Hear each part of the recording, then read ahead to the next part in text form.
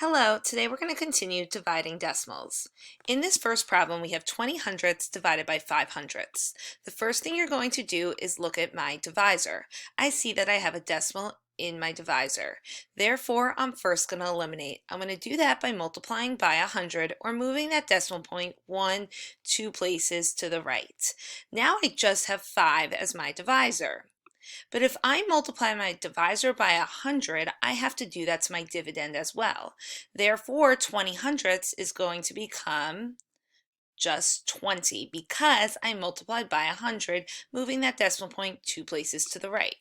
So now for this problem, all I have is 20 divided by 5, which the answer is simply 4, and you can confirm this by doing your long division. Now, since my answer here is 4, 20 divided by 5 is 4, my answer for 20 hundredths divided by 5 hundredths is also 4. Notice you always are looking at your divisor. If there's a decimal point, your goal is to try to eliminate it first before you actually do the division. In this next problem, I have 83 and 2/10 divided by 2 hundredths. As always, I'm going to look at my divisor. I see that I have 2 hundredths. I'm going to eliminate that decimal point by moving it 2 places to the right, which is telling me I'm multiplying by 100. Now, if I do that to my divisor, I also need to do that to my dividend. So here I see 83 and 2/10. I'm going to multiply by 100. I'm going to find that decimal point and I'm moving it 2 places to the right. 1, 2, just like what I did in my divisor. But I notice here that I don't have a digit. So what I'm going to do here is I'm going to fill this digit here with a 0. Still representing that because that's showing me I'm multiplying by 100 and you need to include that digit as well. So now I have 8,320 divided by 2. And now for this problem, this is an example where we're going to be doing some long division. Now, just like previously, you can choose to do long division, you can choose to do partial quotients. That's totally up to you. You pick what method works for you. So now I'm simply doing my long division to help me find my quotients. Now notice I'm going digit by digit. 2 times 6 is 12. And I will have no remainder. 12 minus 12 is 0. Now it's still very important that I'm still including the 0 here. And therefore, my answer here is 4,160. Now notice my answer here is 4,160, so that's telling me 83 and 2/10 divided by 2 hundredths was also 4,160, which is your answer to this problem.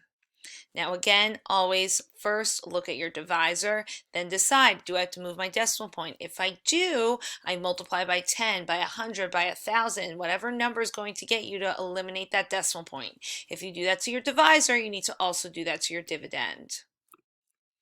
Now in this problem here, again, I have 394 divided by 5/10. First, I look at my divisor. I see I have 5/10. So let me multiply just by 10 to eliminate that decimal point. So now I just have 5 as my divisor.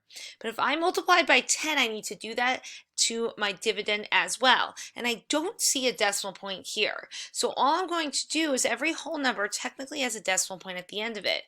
Also, 394 times 10 is simply 3,940. And if you need to visually see that and actually do this step, that's absolutely fine. So therefore, my dividend is now going to be 3,940.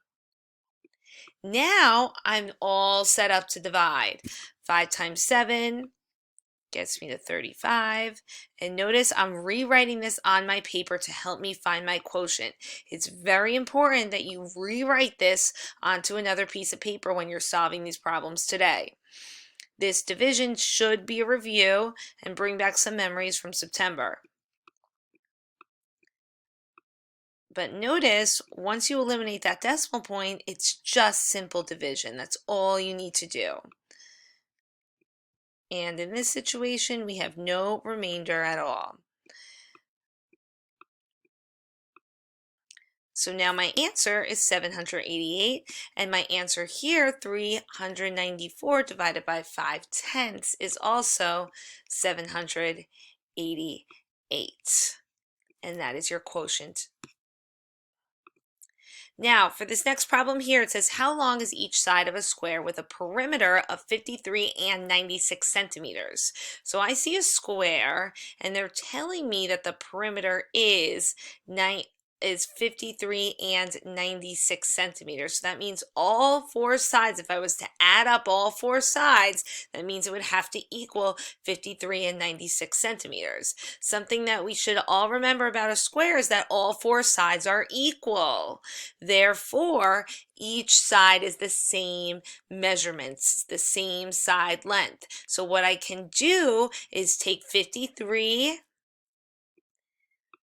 and 96 hundredths. And now I could divide this by 4 to determine each side length. And we're dividing it by 4 because we want to create equal parts, because we know each side needs to be the same measurement because it is a square. So now I first look at my divisor and I see that there's no decimal point in my divisor. So I'm going to keep everything exactly the same. So now all I'm going to do is do my long division. Even though there's a decimal point in my dividend, we can leave it there. But since there's no decimal point in my divisor, we can now divide by 4. And we're going to simply do my division and take it step by step, digit by digit, to help you solve this problem.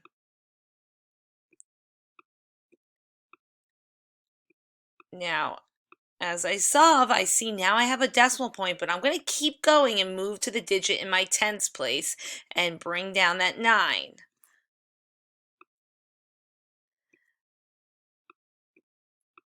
So notice I'm still doing long division my normal way. I know there's a decimal point in my dividend, but I'm going to worry about that at the end.